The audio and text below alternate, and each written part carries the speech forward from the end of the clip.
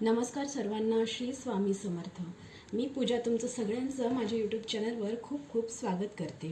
आजच्या व्हिडिओमध्ये आपण बघणार आहोत शिवलिंगाला आपण शिवमूठ कशी अर्पण करायची आहे आणि किती वेळा शिवमूठ अर्पण आपल्याला करायची असते आणि शिवमूठ अर्पण करताना आपल्याला काय बोलायचं असते किंवा कोणता मंत्र बोलायचा असतो आणि त्यानंतर आपण बघणार आहोत शिवमुठीची कहाणी। तर त्या कहाणीशिवाय आपली पूजा अपूर्ण राहील आणि शिवलिंगाची पूजा झाल्यानंतर ही कहाणी जेव्हा आपण ऐकतो तेव्हा आपली पूजा पूर्ण होत असते। श्रावण सोमवारी प्रत्येक सोमवारी आपण महादेवाच्या शिवलिंगावर रुद्राभिषेक कसा करायचा आहे याबद्दलचा व्हिडिओ आपल्या चॅनलवर आहे, तर तो तुम्ही नक्की बघा।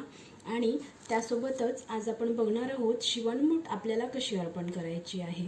तर शिवलिंगाची पंचोपचारे पूजा झाल्यानंतर आपल्याला प्रत्येक श्रावण सोमवारी बेलपत्र शिवलिंगाला अर्पण करायचे आहे। बेलपत्र अर्पण करताना नेहमी त्या बेलाची जी दांडी असते ते मागचं जे देठ असतं तर ते तोडून थोडंसं आपल्याला शिवलिंगावर वाहायचं असतं। बेलपत्र जे आहे ते नेहमी आपल्याला पालथं म्हणजेच जो गुळगुळीत भाग असतो बेलपत्राचा तो शिवलिंगाला टच होईल अशा प्रकारे आपल्याला बेलपत्र वाहायचं असतं। आपली पूजा झाल्यानंतर आपण रुद्राभिषेक केल्यानंतर व्यवस्थित आपली पंचोपचारे महादेवांची पूजा केल्यानंतर शिवलिंगावर आपण बेलपत्र वगैरे सगळं वाहल्यानंतर आपल्याला शिवमूठ अर्पण करायची असते। तर शिवमूठ ही कधीही कोरडी अर्पण करायची नसते। शिवमूठ ही ओली करून थोडंसं पाणी टाकून ओली करून आपल्याला अर्पण करायची असते। शिवमूठ अर्पण करत असताना आपल्याला जो मंत्र आहे तो म्हणायचा आहे, शिवा शिवा महादेवा माझी शिवमूठ ईश्वरा देवा माझ्या मनातील इच्छा पूर्ण कर देवा। आणि असं 3 वेळा आपल्याला म्हणत 3 वेळा शिवमूठ अर्पण करायची आहे। त्यानंतर दुसरा मंत्र अशा प्रकारे आहे, शिवा शिवा महादेवा माझी शिवमूठ ईश्वरा देवा सासू सासरे दिरा भावा ननंद जावा भ्रातारा नावडतीची आवडती करे देवा। असे म्हणत आपल्याला शिवमूठ अर्पण करायची आहे। तर आधी सांगितलं त्याप्रमाणे उजव्या हाताच्या मुठीमध्ये आपल्याला शिवमूठ घ्यायची आहे। जसं पहिल्या दिवशी तांदूळ आहे शिवमूठ, तर तांदूळ आपल्याला उजव्या हातामध्ये मुठीमध्ये धरायचे आहे आणि ते शिवलिंगावर वाहताना डाव्या हातामध्ये एका ग्लासमध्ये पाणी घ्यायचं आहे आणि हलकं हलकं थोडं पाणी आपल्याला मुठीमध्ये टाकत ती शिवमूठ आपल्याला 3 वेळा वाहायची आहे।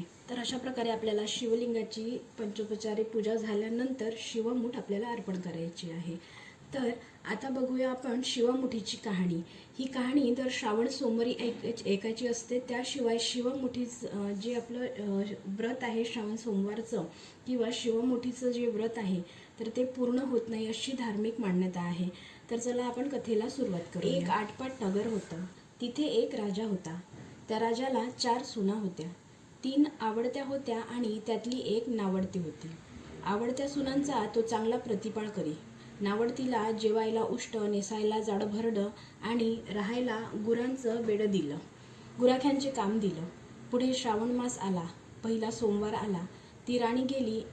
नागकन्या देवकन्यांची तिची भेट झाली। त्यांना विचारलं, बाई कुठे जाता? महादेवांच्या देवळी जातो, शिवमूठ वाहतो। त्यानं काय होतं? भरतराची भक्ती होते, इच्छित कार्य सिद्धीत जातं, मुलं बाळ होतात, नावडती माणसं आवडती होतात, वडील मनुष्यापासून सुखप्राप्ती होते। मग त्यांनी हिला विचारलं, तू कोणाची कोण? ती म्हणते, मी राजाची सून, तुमच्याबरोबर येते। ती त्यांच्याबरोबर देवळात गेली। नागकन्या देवकन्या वसा वसू लागल्या। नावडती म्हणाली, काय ग बायांनो, कसला वसा वसता तुम्ही? आम्ही शिवमुठीचा वसा वसतो। त्या वशाला काय करावं?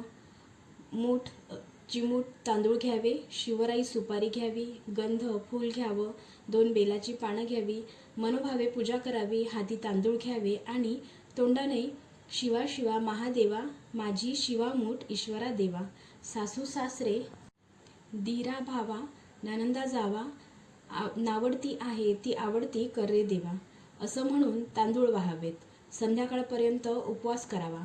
उष्टमाष्ट खाऊ नये, दिवसा निजू नये, उपवास नाही निभावला तर दूध प्यावं। संध्याकाळी आंघोळ करावी, देवाला बेल वाहावा आणि मुकाट्याने म्हणजेच कोणाशीच न बोलता जेवण करावं। हा वसा 5 वर्ष करावा। पहिल्या सोमवारी तांदूळ, दुसऱ्या तीळ, तिसऱ्या सोमवारी मूग, चौथ्या सोमवारी जव आणि 5व्या सोमवारी आला तर सातू शिवामूठ करता पहिल्या सोमवारी सगळं साहित्य नागकन्यांनी देवकन्यांनी दिलं आणि दुसऱ्या सोमवारी तिला ते घरून आणायला सांगितलं. त्या दिवशी तिने मनोभावे पूजा केली आणि सारा दिवस उपवास केला. जावा ननंदांनी उष्टमाष्ट पान दिलं ते तिने गाईला घातलं. शंकराची आराधना केली आणि दूध पिऊन निजून राहिली. पुढे दुसरा सोमवार आला. नावडतीने घरातून सर्व सामान मागून घेतलं. पुढे रानात जाऊन नागकन्येबरोबर मनोभावे पूजा केली आणि शिवा शिवा महादेवा माझी शिवामूठ ईश्वरा देवा सासू सासऱ्या दीरा भावा ननंदा जावा भ्रतारा नावडतीची आवडती कर रे देवा असं म्हणून तीळ वाहिले. सारा दिवस उपवास केला. शंकराला बेल वाहला. दूध पिऊन निजून राहिली. संध्याकाळी सासू सासऱ्यांनी विचारलं, तुझा देव कुठे आहे? नावडतीने उत्तर दिलं, माझा देव फार लांब आहे. वाट कठीण आहे. काटेकुटे आहेत, साप आहेत, वाघ आहेत. तिथं माझा देव आहे.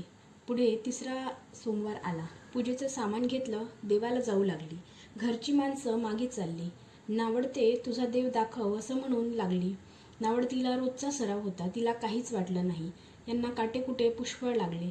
नावडतीची दया आली. आजपर्यंत रानात कशी येत असेल कोण ते नावडतीला चिंता पडली.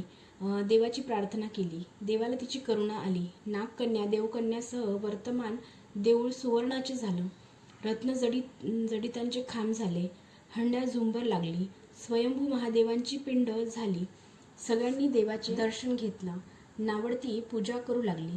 गंध फूल वाहू लागली. नंतर मुख घेऊन बोलली, शिवा शिवा महादेवा माझी शिवामूठ ईश्वरा देवा सासू सासऱ्या दीरा भावा ननंदा जावांची भ्रातरांची नावडती आहे ती आवडती कर रे देवा असं म्हणून हे सगळं शिवाला वाहिलं. राजाला मोठा आनंद झाला. नावडतीवर प्रेम वाढलं. दागिने दिले. खुंटीवर पागोटे ठेवून तळ पाहायला गेला. नावडतीची पूजा झाली. पूजा झाल्यावर सगळी माणसे बाहेर आली. इकडे देऊळ अदृश्य झालं. राजा परत आला. माझं पागोटं देवळी राहिलं. देवाकडे आणायला गेला. तो तिथे एक लहानसं देऊळ आहे. तिथे एक पिंड आहे. वर आपण पूजा केलेली आहे. जवळ खुंटीवर पागोटा आहे. तेव्हा त्यानं सुनेला विचारलं, हे असं कसं झालं? माझा गरिबाचा हात देव, मी देवाची प्रार्थना केली त्यानं तुम्हाला दर्शन दिलं. सुनेमुळे देव भेटला म्हणून तिला पालखीत घालून घरी आणली. नावडती होती ती आवडती झाली. जसा तिला शंकर प्रसन्न झाला तसा तुम्हा आम्हालाही हो. ही 60 उत्तरांची कहाणी 5 उत्तरी सुफळ संपूर्ण. ओम नमः शिवाय. श्री शिवहर शंकर नमामि शंकर शिवशंकर शंभो. हे गिरिजापती भवानी शंकर शिवशंकर शंभो.